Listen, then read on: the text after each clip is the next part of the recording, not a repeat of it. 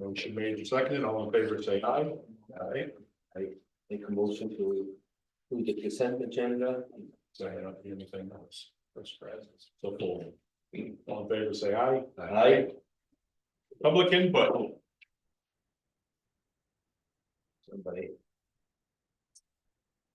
We're good. Nomination? For now. What's that? Then we're good here. Okay, For now. for now. Yeah, I'll make a motion to nominate all four, right? Second. Okay, we have motion made, seconded to nominate Robert Goodrich, Conservation Commission, Jane Johnson, Conservation Commission alternate, Wally Smith, Conservation Commission alternate, and Steve Russell to the Energy Commission. All in favor, say aye. Aye. Aye. And right into DOT, CHA Solutions. Welcome. Well, good evening, Chairman, Select Board, members of the public. My name is Dave Smith. I work for New Hampshire DOT, and we wanted to come for you tonight just to give a presentation for our project number 101. Working with Stefan as part of our work group, and with that coordination collaboration, he asked that we come and present the project to you folks to give you an awareness of the project, the status, and so forth. And so that's what we are here to do. I have to my right Ellen Moshier. She works for CHA Consulting, a keen firm that's working to support us with the project and do the heavy lifting. They're the design firm that we've contracted with to do the heavy lifting, as I mentioned. So we'll be sharing in the presentation tonight for you. So I think you all know the corridor. We're in Keene. We're just to the southwest of the city of Keene on Route 101. We are east of Optical Ave, and we are just about at the tie in Marlborough Street, used to tie in Route 101. And we progressed from that point about a mile to the east, just past Branch Road. And we also progressed through, of course, the Swanzey Factory Road intersection, across the Route 101 bridge, over the Branch River. We do have some work proposed along Swanzey Factory Road as well, that we'll talk about, as well as connecting, of course, to Thompson Road and then Branch Road at those intersections.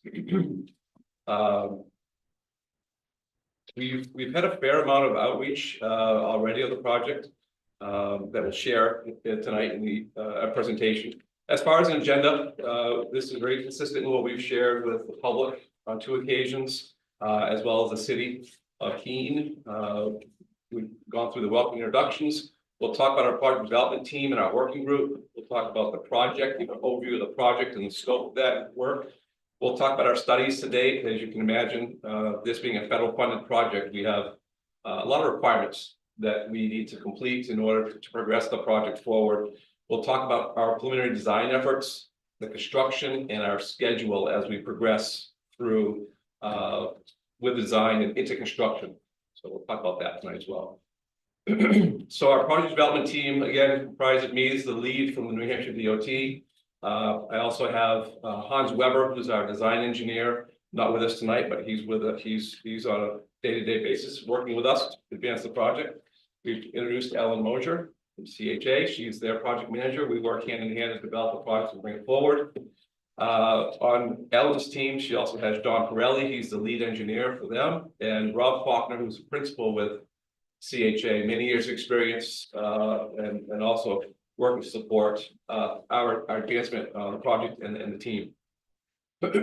We've also worked with the city of Keene very closely. Don Lucier, Public Works Director, has been very instrumental in giving us good guidance and support for the project as we progress. We've also worked with JB Mack, the Assistant Director from the Southwest Regional Planning Commission, and Stefan as well as just the Assistant Town Planner here in Swanzey. So the purpose of that working group is to give us that local connection, right? The boots on the ground, those folks that are in touch most with the needs of the project and the community that we're progressing this project with. So that's what the project work group does for us. We also have on that work group a representative from the DOT District 4 engineer, now Frank Lindenberger, who's with us as well. So just to round that out and give us that local support. So I mentioned the public outreach we've had in the past. We have advanced a fair amount. We've had 2 public informational meetings in Keene back in early 2004 and at the end of 2004, February and December, to present the project, to present the scope of work, very much like we're presenting to you folks this evening. Share in the details of the improvements. We solicited some thoughts from the folks in Keene as to what they thought the project should entail as well, just to make sure that we're striving to hit the mark with the project and the improvements, which we'll touch on here in a minute as well. So City of Keene, we're progressing to meet with them later this month. That Municipal Services, Facilities and Infrastructure Group, if you're familiar with that committee or standing committee in Keene, we're presenting to them on the 26th. From a say an environmental perspective, we've consulted with both our natural resource agencies and the cultural resource agencies, environmental groups that work to support us and collaborate with us on development of the project. That could be the Fish and Game folks, Army Corps of Engineers, and those types of groups that also touch on the cultural side of things, the historic aspects, and those aspects of the project. We also presented to the Southwest Regional Planning Commission back in early January, just to give those folks an update. So we're making sure we're doing our diligence relative to putting the word out relative to the project, collaborating with all the folks in the area. And then we've also had meetings with the butters, with property owners along the corridor, with projects like this, which is a relatively larger project. And the nature of the work, there's always impacts to abutters, property owners, and so we've been working to meet with those folks as well.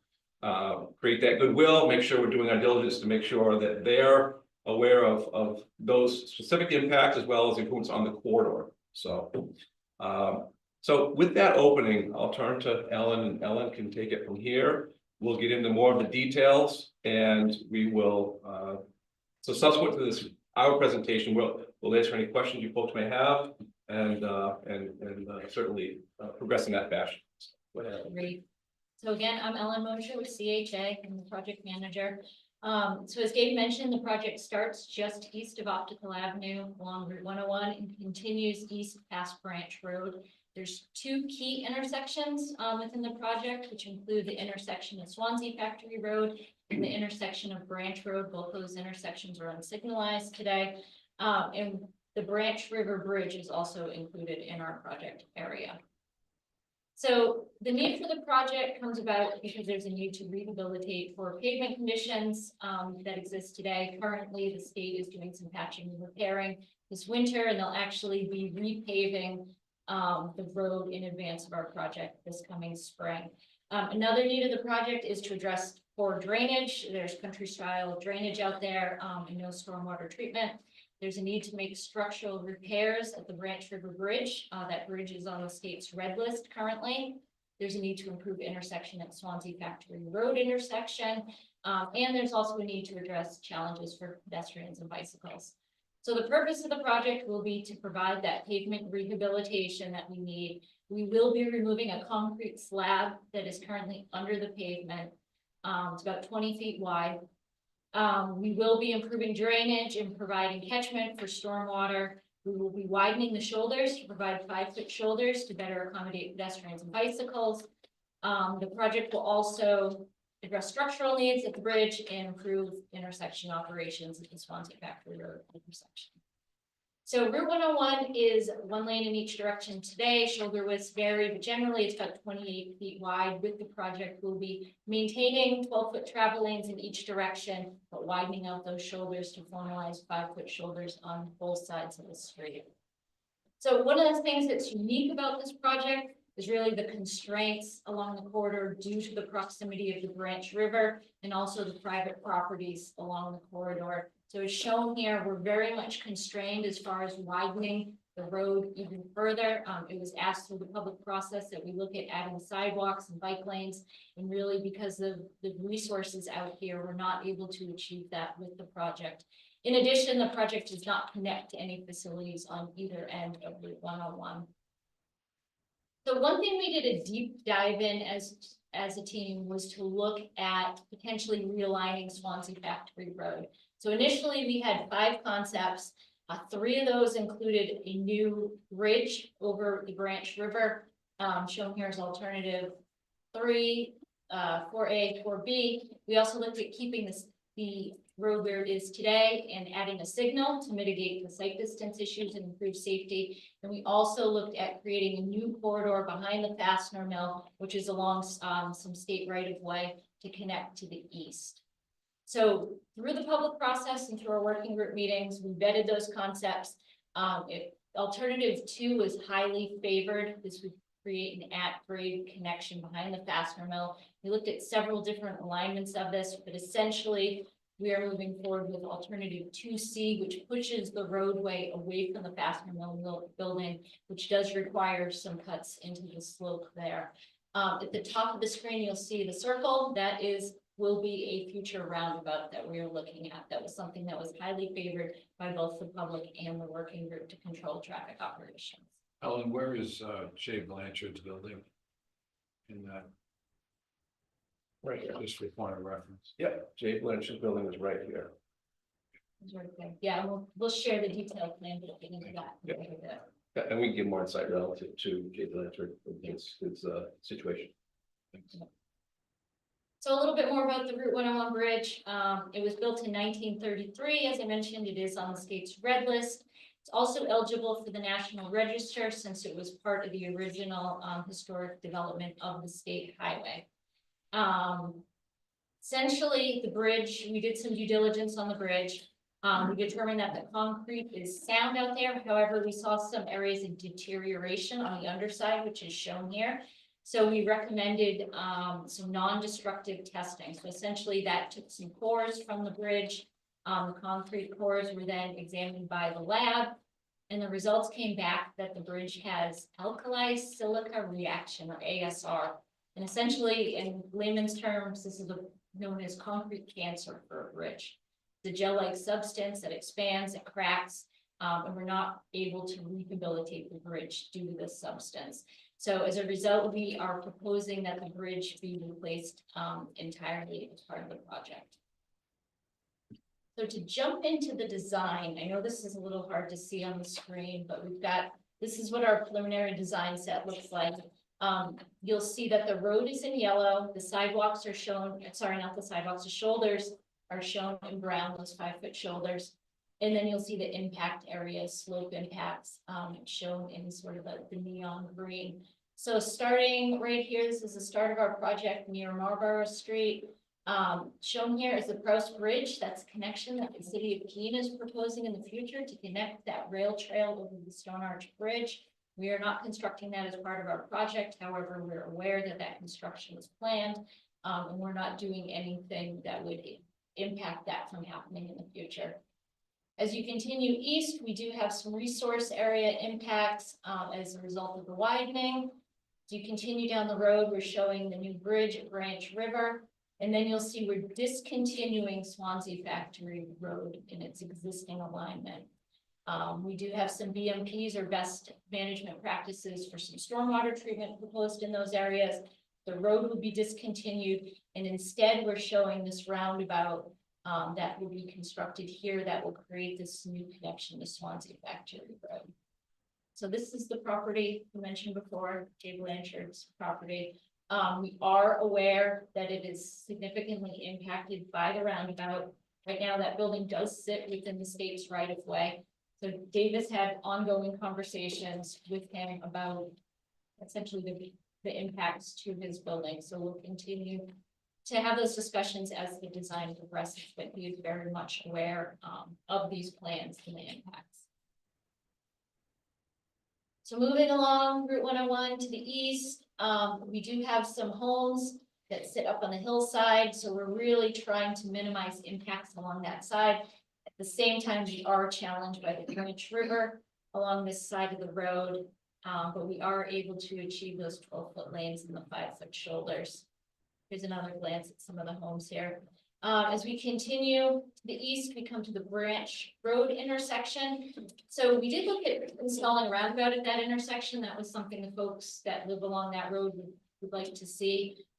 There's significant challenges there because of the hillside on this side of the road, and also because of an existing bridge structure on Branch Road. We really just don't have the footprint to put a roundabout in at this location. But what we plan to do is widen out the road so we can have a left turn lane into Branch Road, and we have the ability to realign through some pavement striping the approach, the southbound approach. So along with some clearing at that intersection, I think we'll be able to improve the site distance and make the operations better for those people.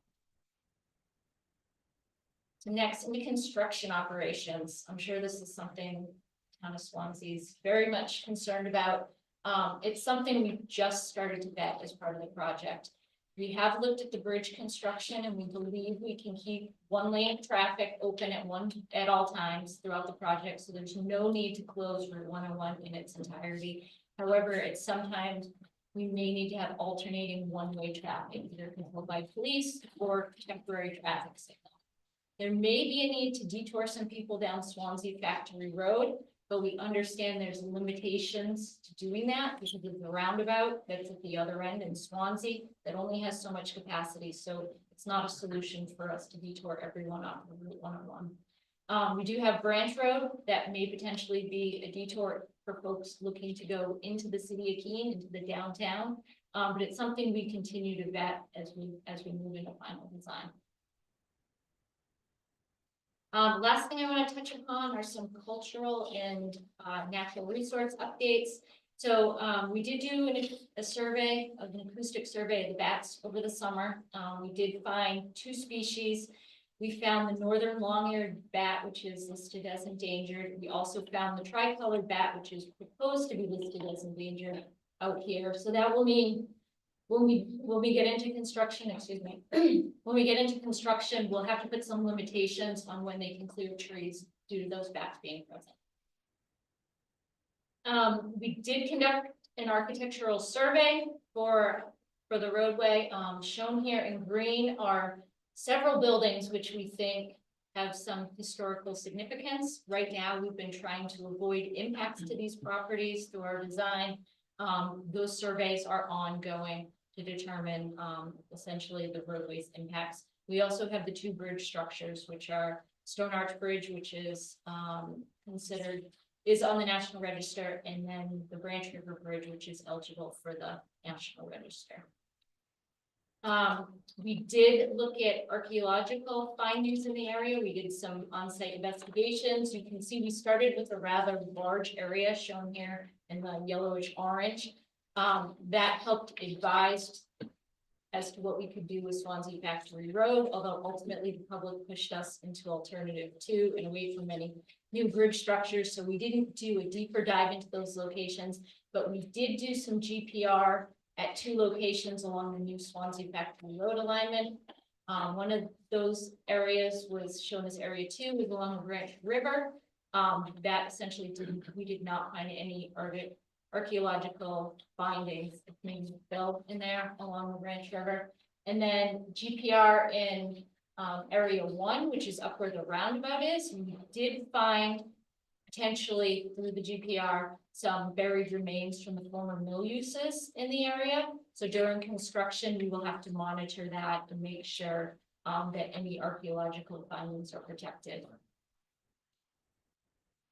With that, turn it to you.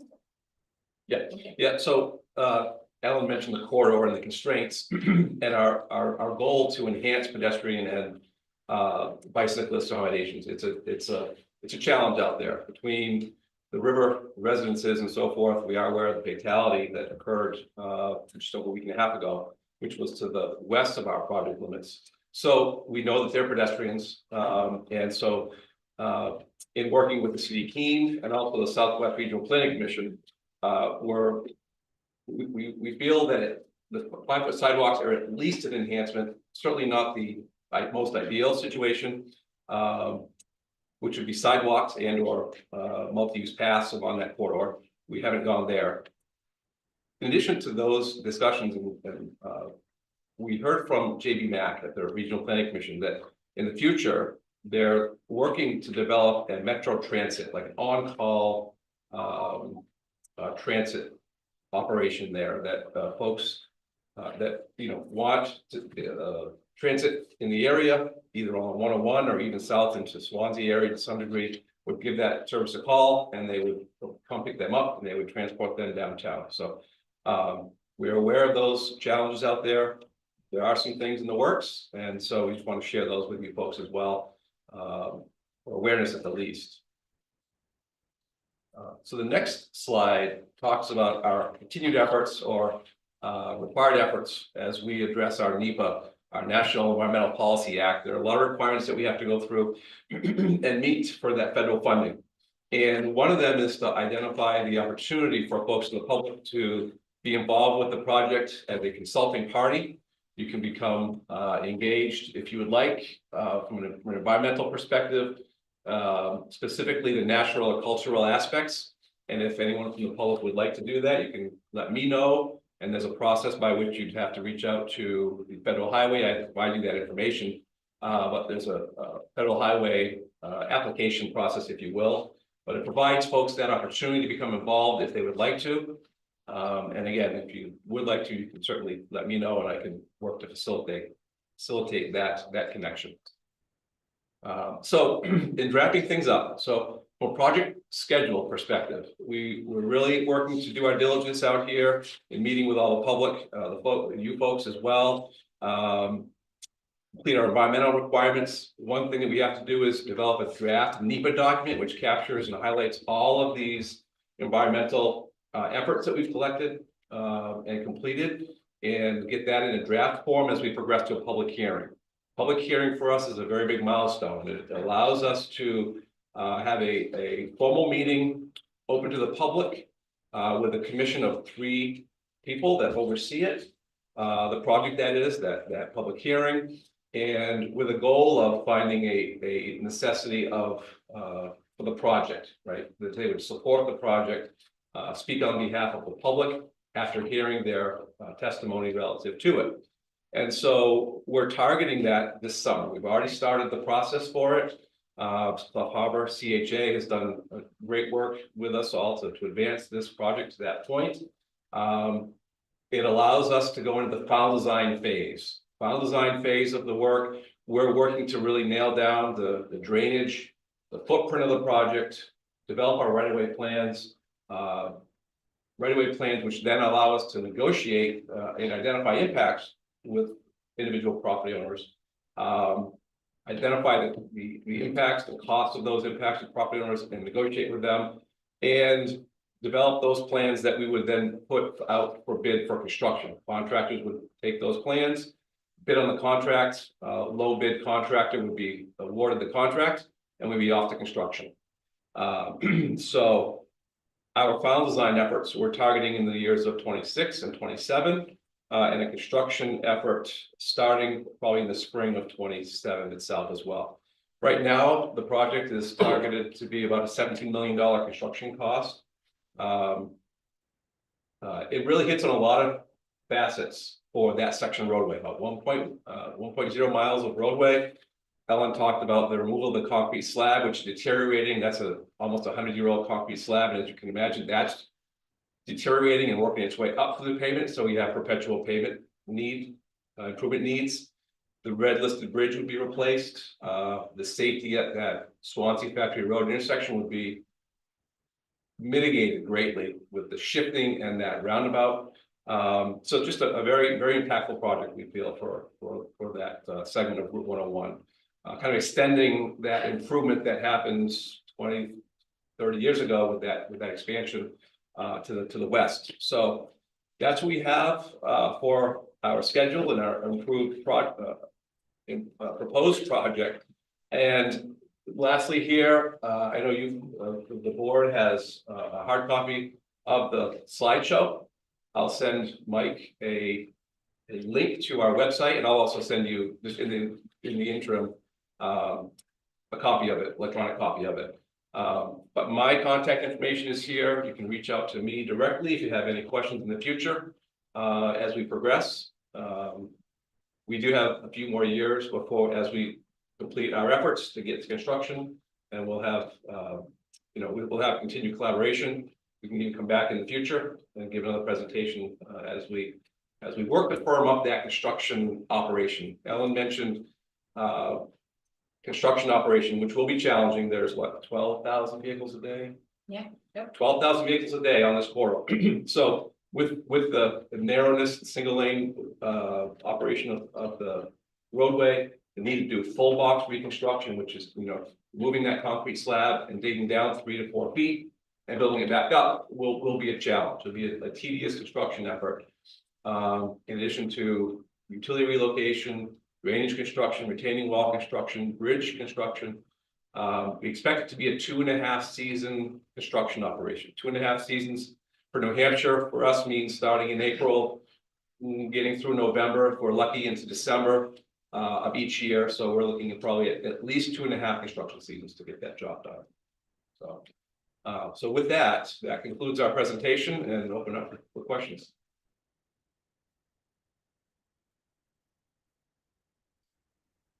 Bridge gonna look similar to this one, or what type of bridge is it, metal? So the bridge that is there today is a rigid frame structure, meaning a mass of concrete with if you look underneath, I don't know. On the front sheet, if you will, of the slideshow, if I'll go back there, you can see it is a beautiful bridge. Yeah. It has some stone fascia. Unfortunately, we're proposing a steel a girder bridge. So meaning it have a concrete deck with steel girders underneath. We haven't had the discussion yet with the resource groups, the natural resource agency groups, but we expect they'll ask us to reuse the stone fascia that's there. And the limitation or constraints we have with replacing the bridge in kind is the span. The span that we have to construct to now, which is a longer span across the river, won't allow us to use that same kind of bridge. So 100 years ago, almost 1933, they had, let's say, probably no rules and regulations relative to spanning the river. Now we have certain rules that require we span the river plus extra width. So that just doesn't allow us to put back the same type of bridges you have. So this will be a lot wider than the ones there. Both spanning the river, yes, and width along 101, yes, yeah. And as we replace the bridge, you folks travel this corridor, you probably are familiar with that, with the very poor sight distance. Yeah. If you're sitting on Swanzey Factory Road or even traveling on 101, it's a challenge. So we'll be improving both that sight distance along or from Swanzey Factory Road as well as along 101 to improve that geometry and that sight distance. Any street lighting? Anything like that? Will they be wider shoulders? No street lighting proposed. No. I noticed up close to Branch Road, it's gonna split again. Did I see that? I'm following the road. Did I see that? Does the road actually split again, like with something in the middle? Some parts of this road is split, right? Would be what's in the middle. Yeah. So at Branch Road today, what you have is those two, one through lane each direction, right, and a wide shoulder. And so when somebody's sitting there wanting to make that left turn on the Branch Road, right, folks are into that wider shoulder. So for us, we felt it was a better situation. Again, ideally it would have been a roundabout. That's what people ask for. But as Ellen shared, to the south of Branch Road, right opposite that side, there's a steep embankment, and at the top of that embankment is a business, landscaping business of some sort. So it didn't fit. So what we're doing is we're widening that roadway, and what you see in orange there is simply a painted island that will allow for that separation initially, and then to carve out that left turn lane to get those left turners outside of that through traffic lane, so to give them some an area just to get out of the area of reprise, if you will, to get out of that through lane, and not have you white knuckles sitting there wondering if someone's going to hit you from the rear end because you're in potentially their lane, if you will. So it's improved from that bypass shoulder situation that exists. So this is solving a lot of problems. So it's just putting the road, roundabout. It is. you know, we've talked about the bridge, the pavement structure, the full block reconstruction. It'll really build it to a current Nice. roadway that will last for quite some time. Right. There'll be, what, 2.5 feet of select material below the pavement. That concrete will be gone, so it'll be a new roadway. Yes. Sir, yes. Yeah, hi, Mark Scalera. I'm gonna, two things, I'm gonna say them as comments, whether you want to respond to them, it's fine. So the first thing is the Branch River, there's a diversion dam off of that feeds Wilson Pond, one of the two prized bodies of water in Swanzey. So during your construction, as well as what you construct, the bridge, and all that, you know, all we ask is that you make sure you're not doing anything to damage that water source, right? Yeah. The cancer cement cancer is probably caused by road salt, okay, on that bridge. That's fairly common, unfortunately. So, you know, designing that bridge so it flows off of the bridge as opposed to into the water off the bridge is key to me. The second thing is having a circle there will likely increase the traffic on Swanzey Factory Road. There's a lot of residents there, actually continuing through the circle on Lake Street where I live, it's residents as well. And it's a narrow road as well, right? I do drive it quite often. How are you going to handle that change? Because there are people that walk that road as well, and you're only addressing a part of Swanzey Factory Road, not all of it. And I don't know if there's weight limitations on that road or not. There probably should be. If there isn't, you know, but yeah, it's not a wide road, and it's going to cause some problems for those residents. Yeah, thank you for that. So a few things. I can certainly give some insight relative to all of the topics you brought up, Mark, right? Mark. So from a water quality perspective, during construction, the DOT has at least 1 to 2 people overseeing the construction on a daily basis. They're on site every day, addressing and overseeing the contractor operations, make sure that they're being compliant with the design intents, all the environmental rules and regulations, that they're not outletting, say, stormwater directly into the river. Certainly a resource that we're sensitive to. Okay. And so we also have oversight from our folks in our Bureau of Environment office, right, in the DOT, also that goes out and inspects all projects across the state to ensure even a higher level of compliance and conformance to those rules and regs, and that we're not fouling any of those resources. So hopefully that gives some relief to and appreciation for how we operate relative to those operations. So from an ASR perspective, that concrete cancer that Ellen mentioned, it is salt is certainly prevalent in New Hampshire. We certainly this time of year. We did find chlorides in the bridge. Yeah, I did We- mention that. Yes, we found chlorides in the deck as well.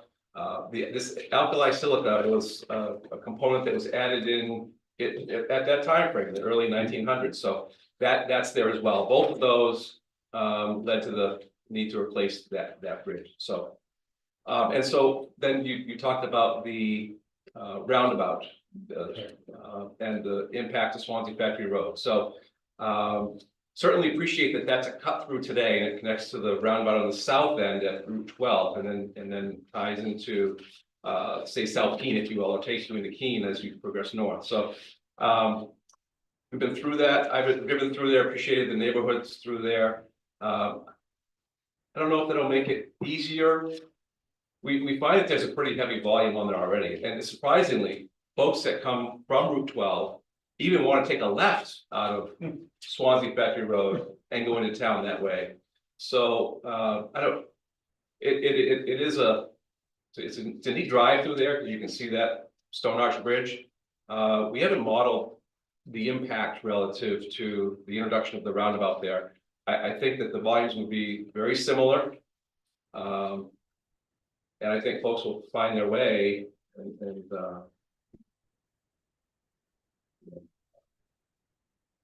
along Swanzey Factory Road as they do today. They force themselves to make that left today, so. Yeah, I do want to add, there is a truck restriction on Swanzey Factory Road in the town of Swansea. So as far as the noise being generated from trucks, that certainly shouldn't increase.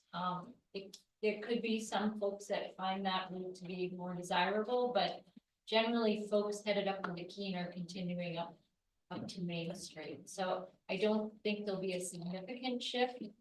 We did do a sensitivity analysis on the roundabout and we said, what if traffic on Swansea Factory Road doubles, which I'm not saying it definitely won't double, but the roundabout still will operate just fine. So Just that a road off a rotary is more obvious than we road off the normal road, right? Yeah. So,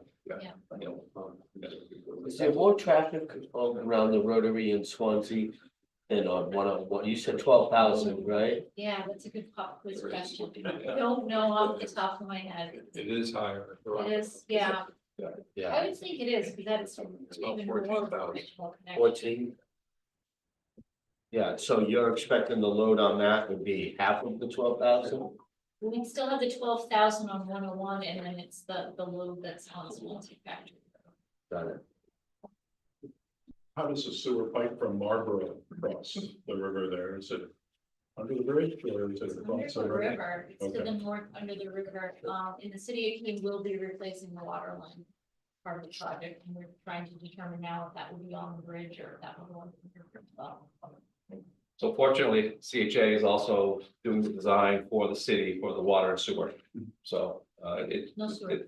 no sewer. No sewer, So no. staying in. Yeah. Sewer is probably Okay. from 1980. It's probably Yeah. okay. Okay, Yeah, all right. just water. So the water line then, so that's great, you know, have that consistency on the project, so.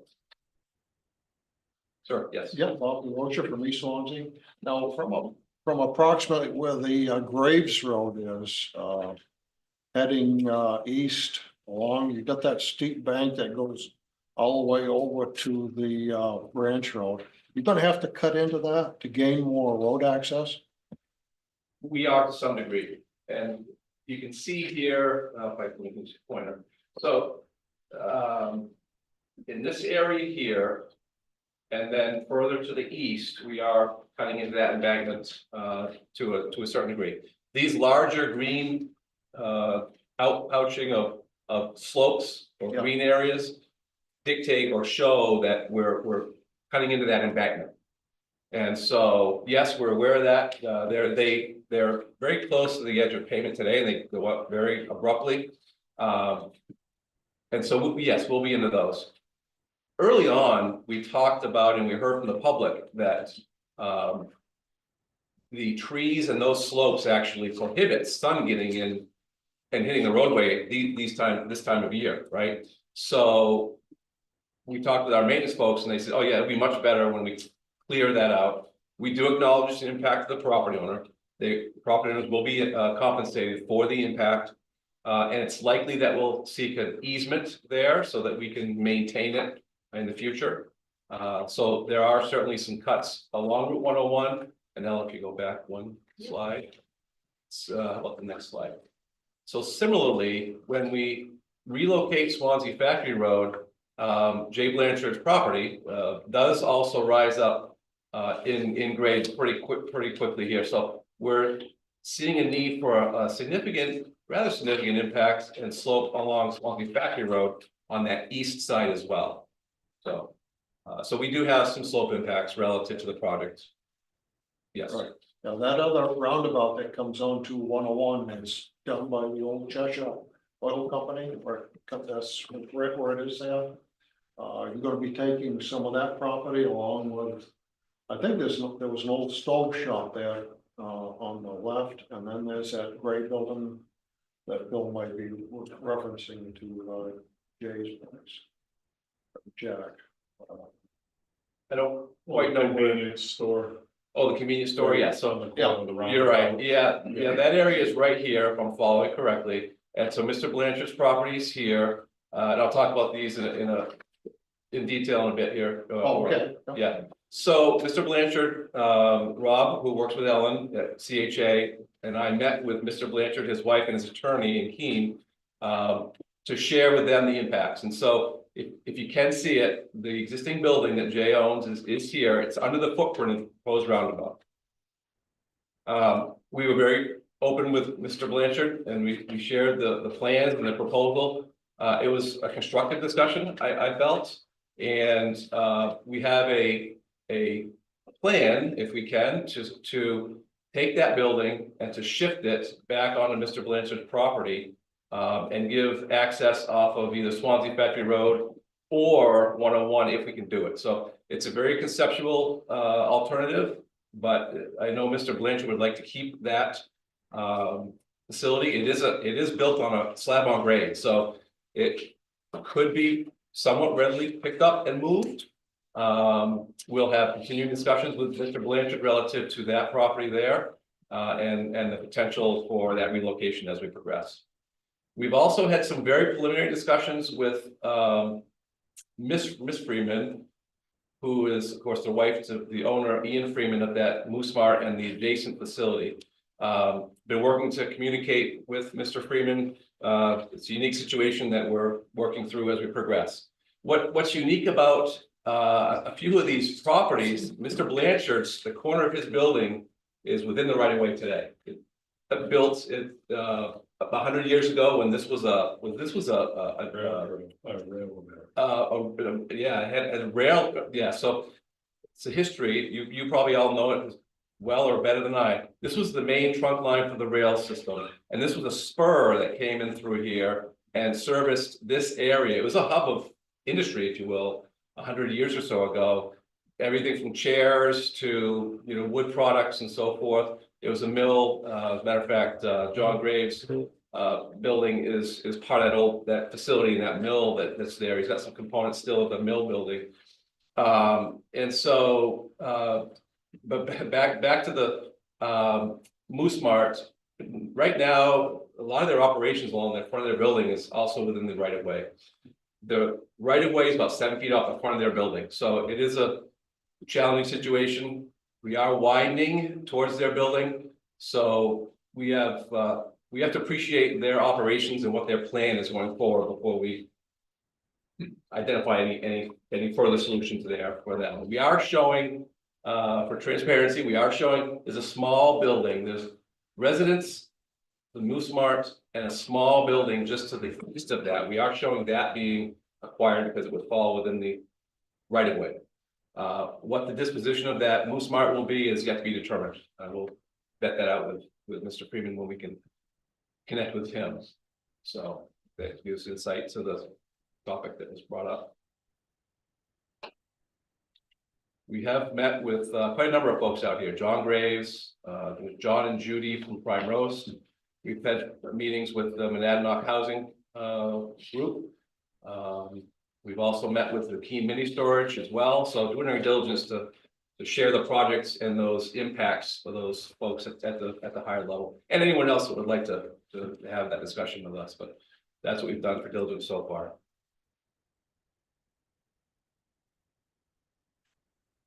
Any other questions?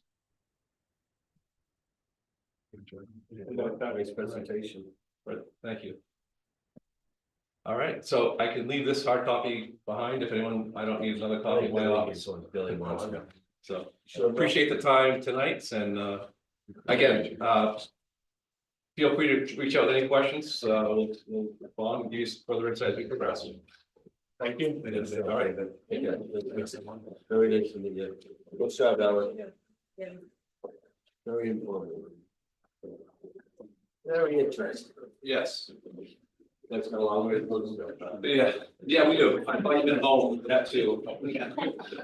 Speak here. The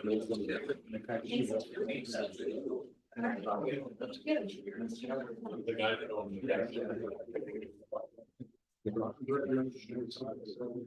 He is. I work very closely with him. I have worked with Ron for a number of years. Yeah, no, 30 years. Yeah. He envisioned. Yeah,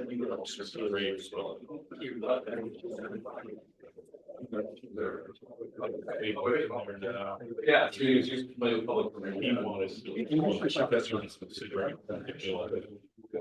Yeah, communities here really embrace the roundabouts. So many That's different. one where it really did change somewhat. Yeah, oh, it is, yeah, it is. Yeah, you know. It was part of it. So.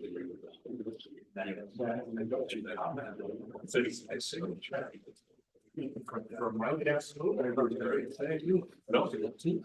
They could be hurt. Oh, yeah. Got graves. Houses, you know, that. Well, it's on like the road. Any questions on that? Here, none, we'll go to DPW Director Jones Russo. Christian Hill Road. Pretty much. Sure, so what we're talking about, yeah, federally funded, project, so design has been progressing on the Christian Hill Village Bridge. And suggestions for historic mitigation, because that bridge is considered historic. Was consideration of adding streetlights similar to what we have on Main Street. We don't. Price of And it's probably relevant anyway, but, yeah, exactly, it's changed so much, but, so wanted to gauge the board's interest on it. If you want us to get the prices, it would be a local cost, whereas the construction is federally funded, so this would be fully local cost. And Are lights in general, or just the specific design? lights in general, but these would be significantly more expensive because it's not just putting a fixture on a pole. You have the conduit. And posts and posts. So you're, it's approximately $400 to put a regular Eversource type street light up on a pole. But this would be specific like the ones out there that match up where you've got conduit, you have posts. So it would be substantially more. So is the question, A, doing lights, and then B, to match this? Yes, Because otherwise we wouldn't be doing lights. yes. Or you could put up a few, I think some street lights would make sense if you could do it more cost effectively, just with the. Some solar panels. So two questions here. Are we gonna do lights and what kind of light? Is that what we're getting? to? Yeah, I think at the bare minimum would be some Eversource street lights for safety in that area, but we want to match it with Main Street, put up those, something very similar, match them. So the wiring is gonna be the same. No, because Eversource just put them up on telephone poles in the area. This would be as electrical conduit, wiring, posts. It would be substantially more, but the engineers haven't worked that into it, because they didn't know which direction they were going to go. And that, like I said, would be a local cost. The lights that we're talking about, they're right by here, Yeah. and they go to the intersection and stop. Yeah. That's the end, the Yeah. last post down by it. It was the Main Street reconstruction project. So the time to do something like that, was when everything dug up, so you wouldn't want to decide in 3 years if you want to put those lights up. So this is kind of the opportunity if it's. But what I'm trying to get to, those lights don't go down, No, they just. they hit the intersection, stop, and we want to continue them up over the bridge.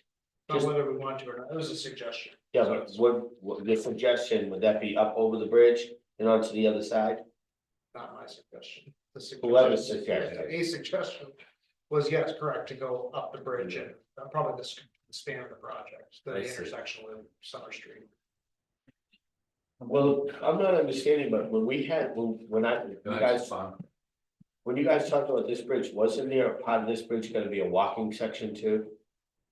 That Like, was an option. I mean, it's gonna have a sidewalk. it's gonna have a An side, option was considered at one point was just making it pedestrian.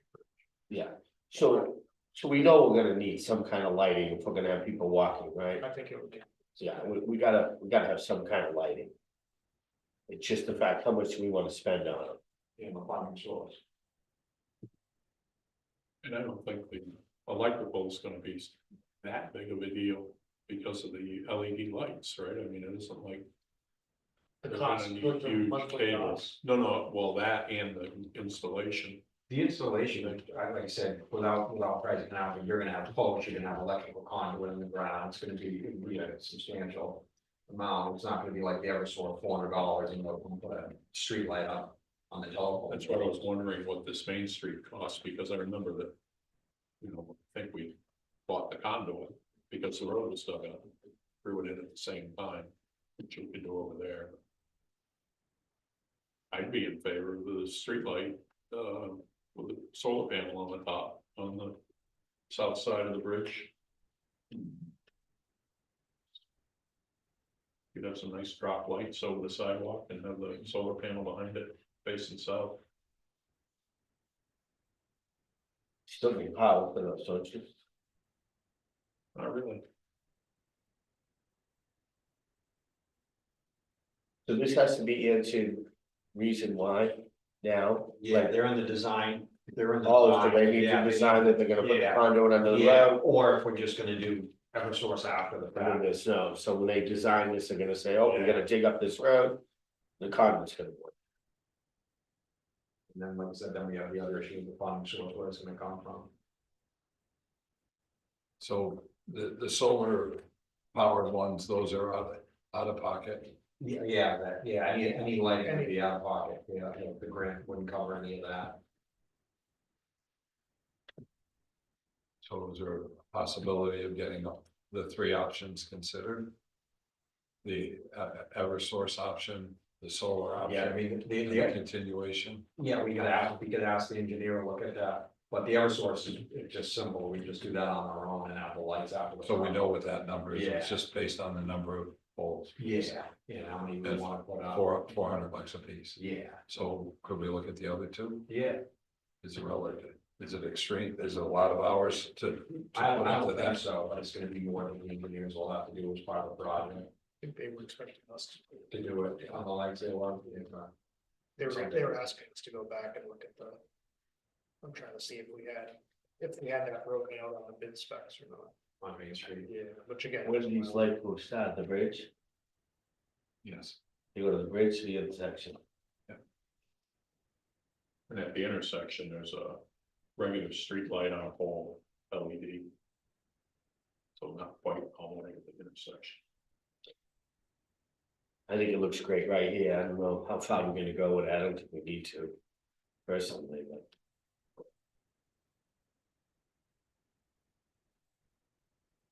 If you look at it, rule it out as opposed to ignore it, give blame Yeah, afterwards. please look at them on that. I would just a guesstimate, I don't know how much the pole's gonna be, but electrical conduit has gone through the roof since COVID, it's substantially more. And then the work and time to do it, I think it's gonna be north of 20-25 grand, I would guess, depending on how many lights we put up. Found the bid specs and it was an alternate, so the Pat Rawson, which was the contractor we went with to do all of Main Street. Was 61,000 in 2016. Just for the streetlights, just for the streetlights, In 61. And that includes the 2016, poles, right? Well, yeah, the poles and the pole. Yeah, so you gotta count all the poles. So granted, we wouldn't be doing as much as that, that's why, like I said, I was putting a rough without knowing the cost, I would guess a minimum of 20,000, but it would be substantially less poles than Main Street, but. We'll try to come up with something more accurate, but I would guess somewhere in that $30,000 range.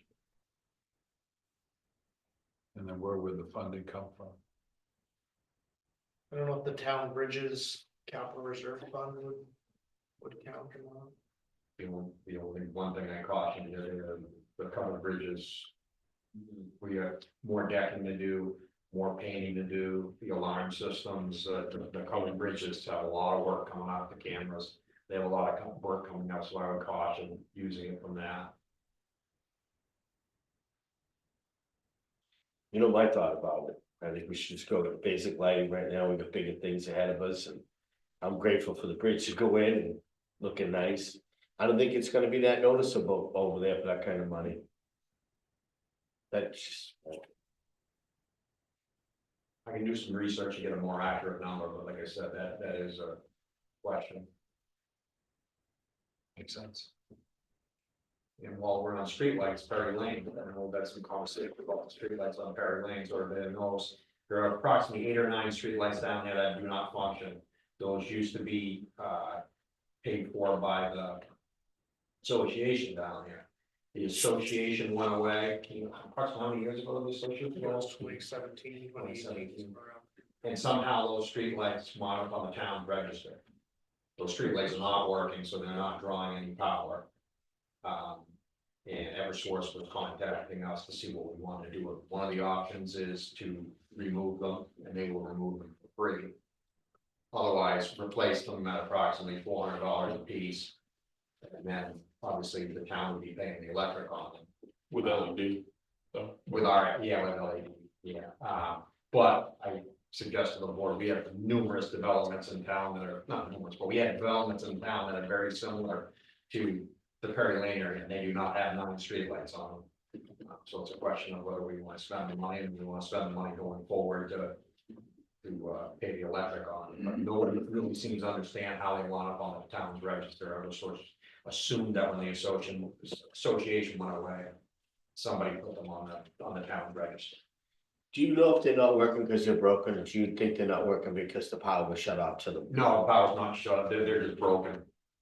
They're old, and they need to be replaced, and I don't know how long they've been out for. Nobody's complained about it, it's just Eversource doing their inventory brought it to my attention. Has anyone talked to Cordell? From a legal perspective on it, since we don't know how it ended up on the town register. I would just think it would be prudent to draft a letter to the residents there, letting them know that absent an association that's paying for the streetlights, we're gonna take the lights down. No obligation to them, no obligation to the town. I just wouldn't want to see us take them down and then find out afterwards, oh, we were supposed to be doing it. Because I agree with you, it's a condo association. If it was public residences, then I might feel differently, but under their condo docs, those lights must be covered. If they disbanded their association, that's on them. So we can talk to Cordell about that. I think it would be advisable, just so we don't end up in a fight later. So why don't we finish it with, when he gets his answer back, we're gonna eliminate him, and give Joe the okay, if it's, Yeah. Cordell says. It's nothing to do with us, but I do agree, we should notify them. We should let the people know. condo association's probably still there, it's just the village district that went away. Yeah, to Perry Lane Lady District. Yeah, maybe we because can just contact there are them. tax implications that like the Swanzey water, right, so. I mean, what if they have something in the works right now that we don't know about, that they're gonna refire them up and they're, you know? Research, Good I point. thought the association wasn't active at all anymore, but I can research that a little bit. Oh. I think it's gonna be You know, about, they can't be with a condo. I don't know. Usually they have to have Gotta some be kind in of the board. deeds. Definitely in the deeds. Should be a condo docs reference to it. Josh, Maybe the town got the whole property. Josh used to live down there, and he didn't know anything about it, so. Mike, you know anything about that over there, since you were neighbors with them? Oh, Do you have any I'm a long ways from. Not you, Mike Demonte. Like here. What's the question here? About those streetlights, I thought you were saying something about the streetlights. I thought they wanted to claim that, Do you know if the condo association is still active? Right, I don't know that. Gary Tippett would know that though, because he's the one that set it up. Richard Builders. I think Sly's right. There must have been a separate, or there might have been a separate district for the lights, because the association's got to be active. They were responsible for. No, they were a precinct, and it was a holdup every year. I'm just saying in general, as Mike said, that the association must still be operating because they're responsible for service and within the association, but Sly may be right with regard to the lights. It was a separate. Yes, the light district, I think the lights are clearly not right away on the road. The road is a town road out through the association. Yeah, it's just, and the lights are in the right of way. But is it safe to say it's the board's Opinion that if they want street lights, it's gonna be their responsibility. Okay. We'll work with Cordell on that and I'll do some more digging. and I think it's the board's opinion, if Cordell says there's no problem, you wanna have them removed for nothing. We should just give permission to say remove And if they wanna keep them, we gotta get them switched back on their register and. Correct. them. Right. And then the only other issue I have, municipal, we sold some old equipment recently, we sold a 2008 Ford F-550. The gentleman out of Connecticut, the old international dump truck, maybe I was too optimistic and I started the bid at 10,000, I didn't get any bids.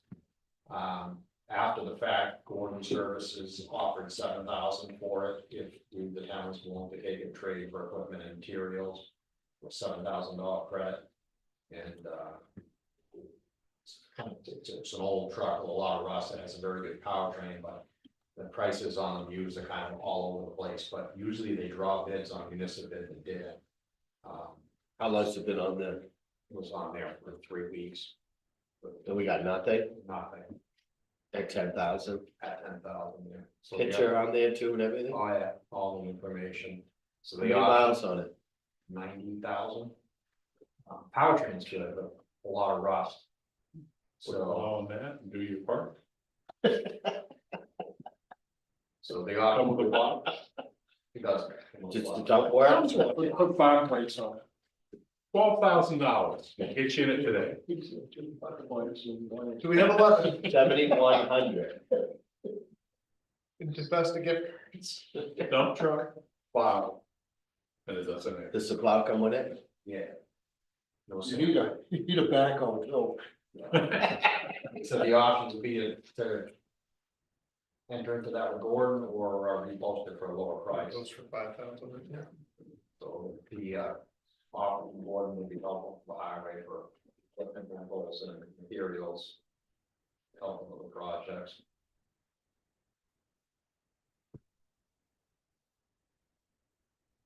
The other department head. What do you suggest? I recommend it. Gordon's been really good to us and they, as you know, they give us really good prices, so it would definitely help me to have more.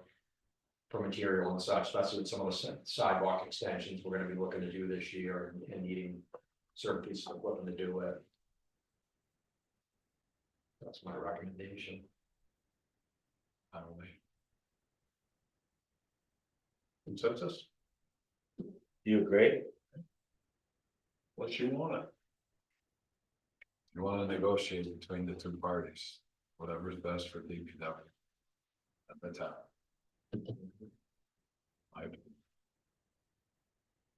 We know the floor is 7. Yeah.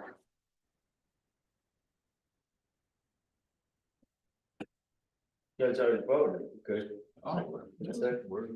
oh, I think you want it. Huh? I think you- I'm not thinking about that, I'm just sort of hoping that we're getting value for the truck. Yeah, I That's think- all, it just seems awful cheap for a truck, you know? Yeah, like I said, I think I was. It's hard for me to, you know, I know what I buy for vehicles out, this is a dump truck, I mean, I was, like I said. I'm just hoping we held on enough, do we give it enough opportunity, that's Is all. I'm it saying. still on there at 10? No, the bid ended, and I looked, there were some in similar condition for 5,000 or 6,000, people were asking, didn't mean they sell, they Right. sold. But then there are other ones, they were asking $15,000, $16,000, but not saying they sold. I thought 10, but that's why I started that 10, I thought that would be. I would thought you'd go low there, Joe, to be honest with you, I thought that would be a low number, 10, 10, yeah. I was always surprised. And I sold quite a bit on municipal bid, and usually they get. Always they- get like they- double. It's only been 100,000 miles. It's not about But the miles. it's about the rust and How about if he puts it on again for 10 or 9? And if it doesn't, he makes his best deal. What's the period of time? Like, is 3 weeks like a standard thing for me? Are you in the need to, is Gordon need it now? No, they were kind of doing us a favor by it, I don't think it's something they're really. My suggestion is just give it a little more time and then give Joe the permission. Or how about we just put it on, started on municipal bid at 7,000, and if nobody bids on it, they can bid on it, and that way there, it gives other people a chance to bid it up if they want, but. We usually put stuff on municipal bid, and it usually gets a lot of bids and sells. Yeah, I'm just wondering if we didn't give enough time, I'd be more satisfied if we gave a little more. I'll repost it for $7,000 then. What you say, Russ? And I have no problem taking it straight. You'll take it? No, No, the Gordon, the labor. Yeah, that works well, we're out for us, but, yeah. It's like I said, no rush, it's been sitting and it needs to go. Give it another 3 weeks, yeah. And then the other thing is, you know, about the board, we had another accident, not DPW driver's fault, but video cruiser was hit by somebody as he was crossing the intersection down here on California Road. That truck's out of commission right now, but the other operator was found at fault for the accident, so working on primers. that's twice, huh? Twice in a week, yeah. And we got hit in the back, First one was hitting the back, this one was hitting the front end and the door. Damage, Oh, yeah. both time insurances? Yeah, the other person had insurance, yeah. Took responsibility, they knew they messed up, but. Big dump truck? Oh, small, where do you, Pick up on the plow, yeah. Wasn't related to plow. can you still use it? Oh, you didn't even drive the ball. No. Wow. You have time to shovel this weekend? So how do you operate now? We lost the truck now? Yeah. So we're We're down gonna to try and get it back up and going as soon as we can, but we're gonna make do without. yeah, guess we got storms coming for you, you're gonna be out there, huh? He's heard they're coming. You're only kidding with you, Jeff. It's like you already left, he's taking the ball and running with it. Yeah, you know, when it snows, like 3, 4 o'clock in the morning, Mike and I talk on the phone on a regular basis. He gets a lot of input as far as what we do and when we do it. I'll check my messages today. I know you live. He's gonna have me in the truck, you watch. I'll be sitting in there to my coffee. That is all I have. The only, just real quick, you and I talked about it, but, the next dam to do is Swanzey Lake Dam. And so DES hasn't started putting pressure on us, but I think it'd be good to try to get maybe an RFQ out there, select a design engineer to start studying that and developing, solutions to address deficiencies. So just would be an issuing an RFQ and trying to get that process started before I leave. Good thinking. Nobody would offer. What do we have for time limit on fixing that? How does that work? We're a bit overdue our last correspondence, I believe, but we've been making, they want you to make good due diligence and we've checked off 2 of the dams, so. I think the next letter, they'll just send us a letter and we'll just update the schedule, so. And if we tell them that we're, Yeah, Working if on we the tell them design they and issue an process RFQ, moves. they'll be happy. They're very easy to work with. If you tell them. It is good. Still have 2 weeks to change your mind. I'm okay with that. Get close. Right, We here never under caught- number we never 7, caught it. consideration of new business, town administrator changes his mind. Leave before we think of something. He's gotta get to bed. But yeah, that one. Oh, yeah, you gotta go out tonight. So what's the plan? 3 in the morning, salt the roads, get ready? Depends if it turns to ice, or if it comes down as ice right away, let's cut the salt right away. If it just snows at first, which I hope so. We'll leave the snow on the road and salt in the morning, we won't plow the roads until the freezing rains done. So where did this set our salt budget now at? Cause we cut it before this all started, now you're using the shit ton of it. Using A lot of it. using a significant Oh, amount. That red light. We had some left over from last year, so that's pretty helpful. But in the middle, before things got crazy, there was the back of the salt bin had never been cleaned out. So I communicated with the salt company and said, listen, on short notice, I'm gonna need some salt because we gotta have to clean out all the old wet clumpy stuff that just been in the back. That's after years. Yeah, so we emptied the thing and then of course, right about when I got it emptied is when it started and. Right. Bear Truck was great about delivering right away, but we got a pretty good stockpile in there now. We're doing okay on the budget, but part of that was we had a pretty good surplus from last year to start with. When I was down visiting you, do you have more in there than what I saw? Now? Yeah, there's probably 400 ton in there.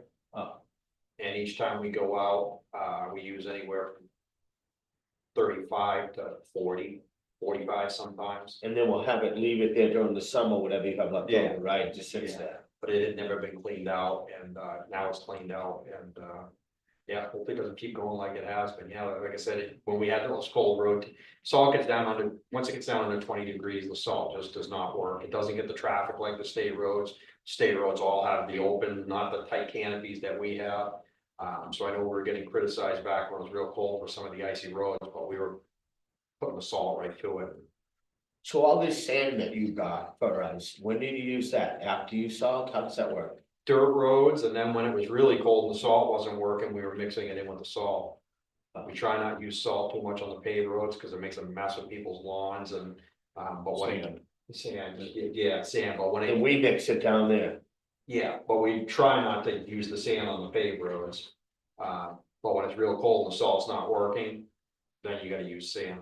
But the sand is used on all the dirt roads and then, Why don't you like to use sand on the paved roads? What is the problem? it makes a mess. It makes a mess on people's properties and it's not very effective. The cars blow it off. You go put sand on, like Matthews Road was icy when it was frozen. You could go put sand on that, 2 hours later, you wouldn't recognize that it was sand. The cars just blow it off.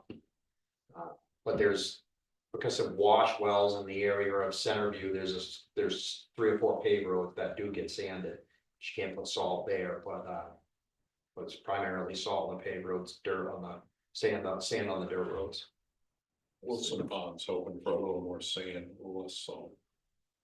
I For think, water quality. I think the state has us far beat with 32 and Route 12. We could stop using salt at all on Wilson Pond, and I don't think you'd see a difference. They salt 6-7 times to our 1 or 2. Tell them to. So we don't go around Wilson Pond. The backside of Wilson Backside. Pond, there's one road we salt, but you have Route 12 and 32. And the state does, they salt significantly more. They'll salt every 2 hours during a storm, and all that runoff winds up in Wilson Pond. Wow. We don't. Low salt area, every 2 hours, make the state cut it out, I can vouch for that. Every 2 hours. Yeah. There have been times that the salt, that there was a rainy day. Remember when James Ward and I were having a conversation about the salting on Wilson Pond? There was a rainy day last winter that it never got up over 40 degrees. I never salted, and the state salted no less than 4 times. Yeah. Yeah, what they use for salt, what we use is Okay, you gotta completely different. They replace a lot of wells because of that. They do.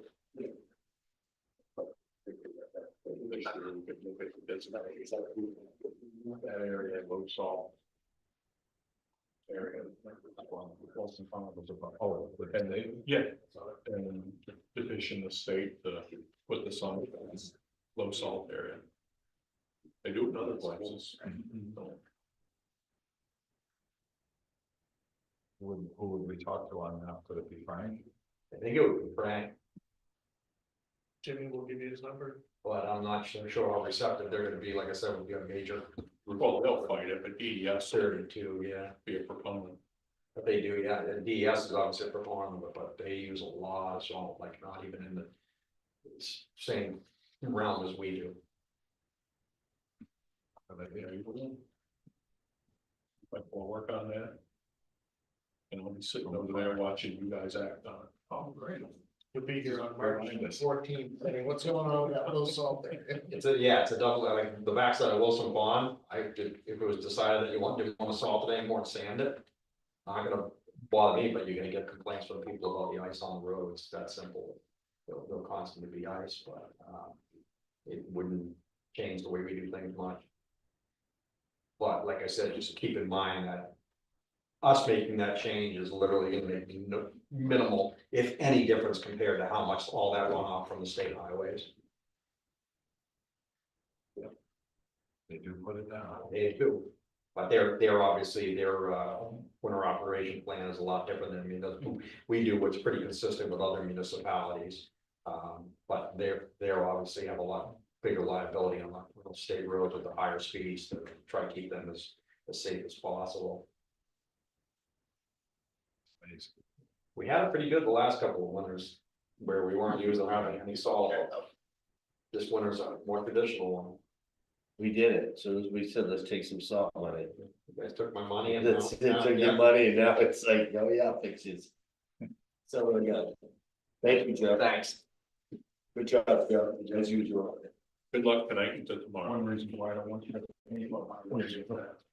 So remember the beepers? You can give me a beeper and I'll Oh, check no, my I- beeper every. You'll hear the 8 hours. beeper. Call a horn. It's called a backup alarm on the truck when it pulls into your driveway. Tell Tracy where. You didn't know what you were getting into with this. And I talk all the time, 2-3 in the morning. I stay up to stay up all night. He needs consulting. Then it's at You the got a chair office at on? 8:30 every morning. You guys are so funny. Have a good night. Bye, Joe. Have a great night. Thanks, Joe. Town administrator job description and posting. So Alex Harvey is on Zoom with us. Oh, good. Hi, Alex.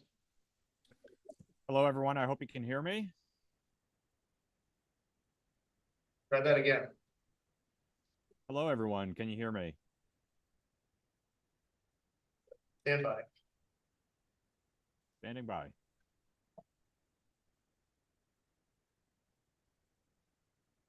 Taking notes, Jacob.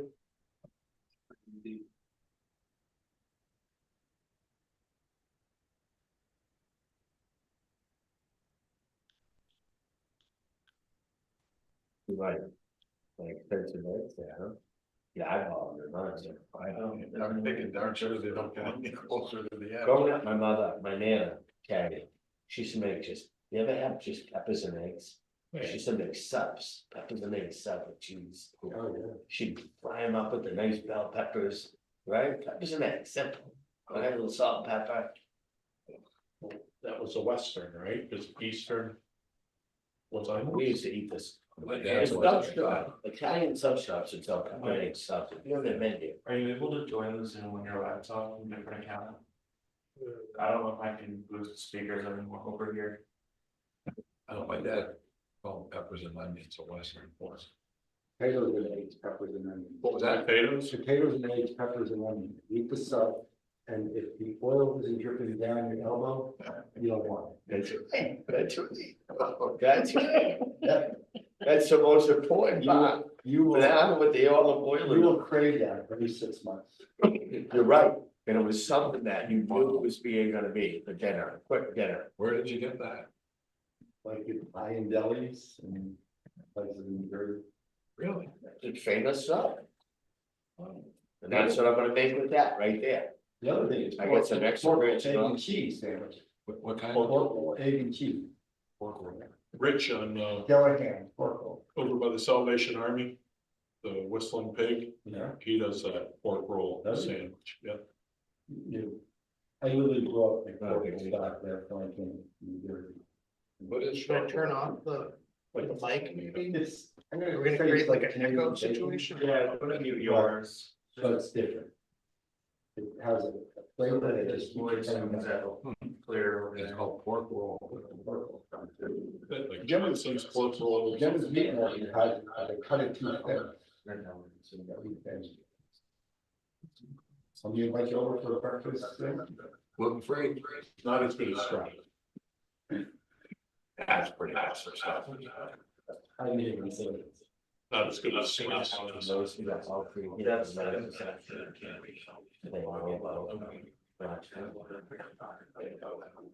It's all just like echo.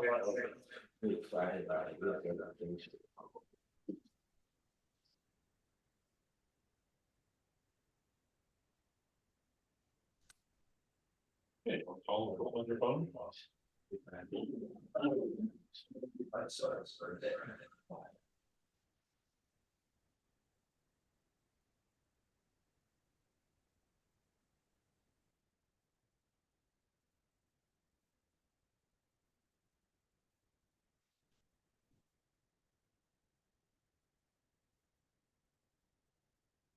You try it now.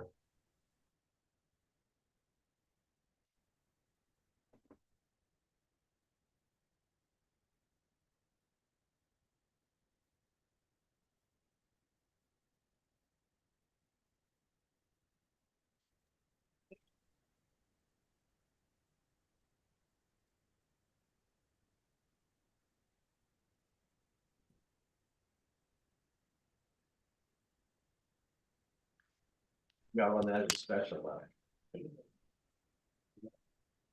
Right? Hello. Nice, right? Technology great. It sure is. Well, I was good to not, it cut out at a certain point. You guys were talking about different food and just making me hungry, so. That was the refreshment hour.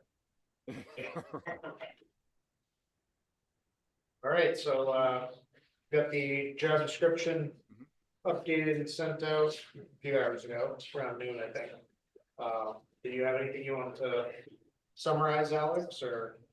Yeah, I mean, just the overall, I mean, I don't think that we changed anything super substantial. You know, I sent a couple questions around that Michael filled out, just trying to make sure that the job description is accurate and representative of the day-to-day functions, you know, as we know it is today. So we did move a few things around, a little bit more organized, and I feel pretty good about this, but we're open to, you know, any sort of edits or feedback.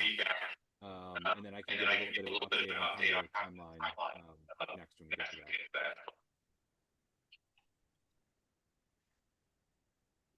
that. In fairness, I didn't read it. I didn't see it. So I don't have any comment. You can take a look at what it's going to be, Yes. looks drastically misstated or by the end of the week, what it was, that's what we're From hoping. the knowledge I have, I thought it was great. I thought it was understanding. I understood everything. I thought it was really good job. You could have been reading it instead of talking about sandwiches. I could have. I mean, for anything, I would think it would scare people away. I'd be like, There's a lot every of time I read, I was like, oh my God, they're responsible for that too. Oh my God, that too. Oh, that too. What was that, Alex? I said there's a lot of bullet points, that's for sure. Yeah, Alex, for sure. But I think Still you hit them all. You still think we're gonna get 20 to 25? Well, and for every bullet point we add, we reduce. No, I'm kidding. That's right, Alex. I think this is pretty standard for most of the town administrator, town manager job descriptions that I've seen. So I think we're pretty on par.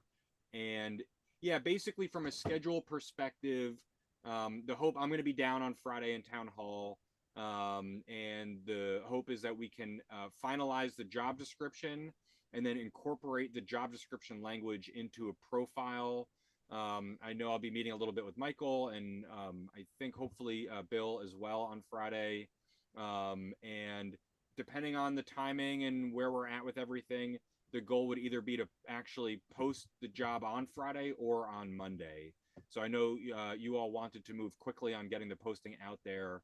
And with help from Michael and a little bit of work in the last week, I think we're going to be in pretty good shape to get this going. Yeah, either on Friday or on Monday to get that first posting live.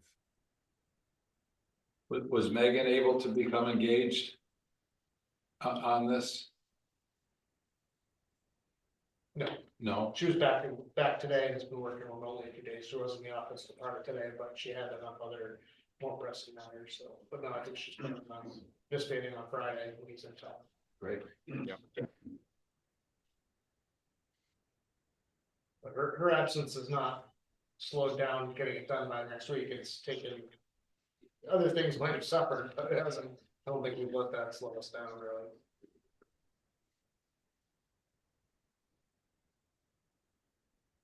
Good.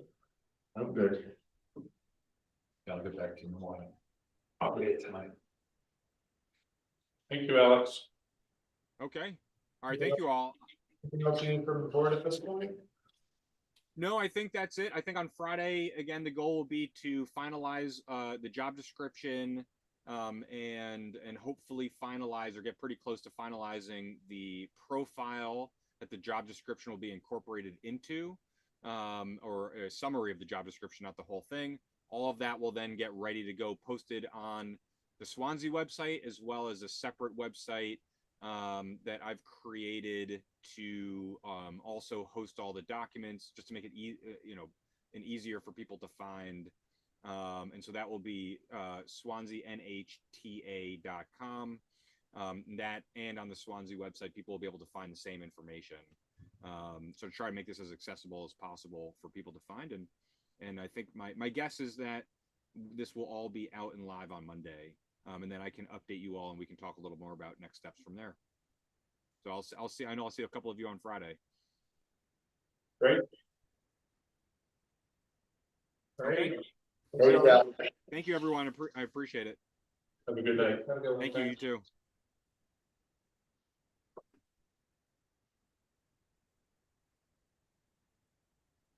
Good job getting that together as quickly as you did. He didn't have him on there, so. Sorry, why? Sure. I'm sure.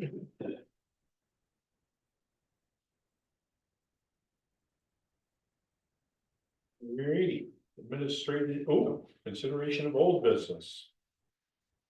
The caterer. I did, you guys put me on that and I reached out to her a few times and finally she didn't recognize my number. So I kind of left a message and she called me back and she has a food truck. Great food. She parks in King sometimes. What she's looking for is a place to come here, make baklava, different types of food that she doesn't have an oven for. She would be using our gas in our oven. So she's very green on a lot of these things. When I talked to her, because I asked her about inspection of this kitchen, and she was like, well, what do you mean? I said, well, you can't cook food unless you have a commercial kitchen.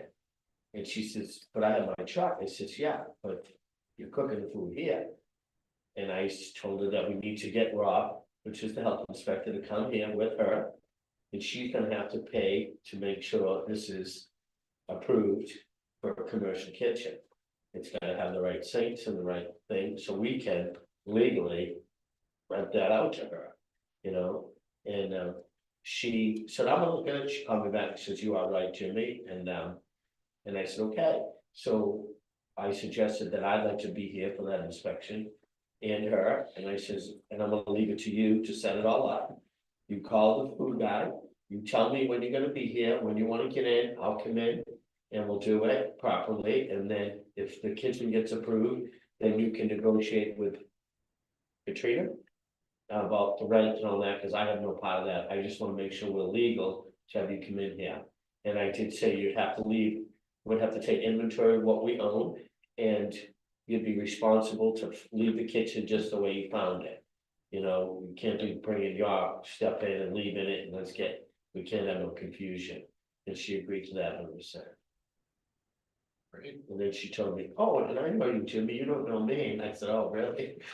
Nice job. And I said, I don't, and she says, yeah, I come in your restaurant all the time, and I go, oh. So I said, well, when the next time you're in, introduce yourself, so I haven't met her yet. But she was very nice about, we just gotta do it, I knew we'd have to have it inspected. Do we have a 3-bag? Well, we don't. But he might let it slide, it depends what she's gonna actually do. She has to tell him how she's gonna go about, you know, because, you know, she left him and poisoned somebody with food or traveled with it, you know, it's gotta, simple, you know. So she agreed to everything and she said, thanks for all your help, and she's gonna call me at the beginning of April when she's gonna start the food truck up. And I asked her to teach me how to make baklava. And she makes it. And she does some other some crazy dishes, because I'm doing a big break, 500 people at the sneaker ball in YMCA, and that's what, it's all Greek food. I gotta do great leaves, and I gotta do, what's that big piece of meat that you shave? Gyro meat. Yeah, so I'm learning all about that. Donor, right? Yeah, comes in a cone you can buy. Yeah.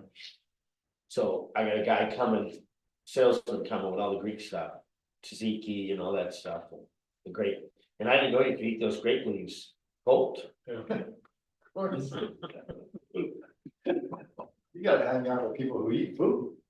I do, I'm Italian, but I'm not Greek. I don't eat grape leaves. Moussaka, pistachio. Added menu. Souvlaki. Yeah. Yeah, they got some good food, so I've been looking it up for this job I gotta do.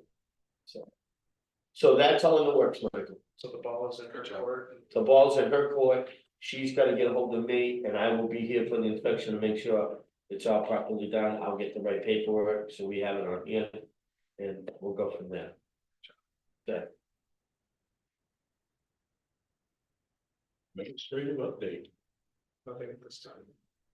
correspondence, Yes. public input. Big night like this, you guys got enough cars? We're gonna have 3 selectmen out there. Possible. Oh, I was gonna ask about, item 3C. Too late. Employment agreement with Joe Gonsalves. That, has that been done or? Right? I mean, we signed it, Yes. so Yes. we have those meetings in non-public. But then the actual Oh, okay. contract is Yeah, okay. part of the public. It's a good transition, we do have one. One non-public? Under, C reputation. I'll make a motion, we go to non-public, I can see it now. Second. Good job, guys. I'm getting hungry and. Fantastic. Thanks for coming out. I'll go see Tracy again. Thank you, Gary.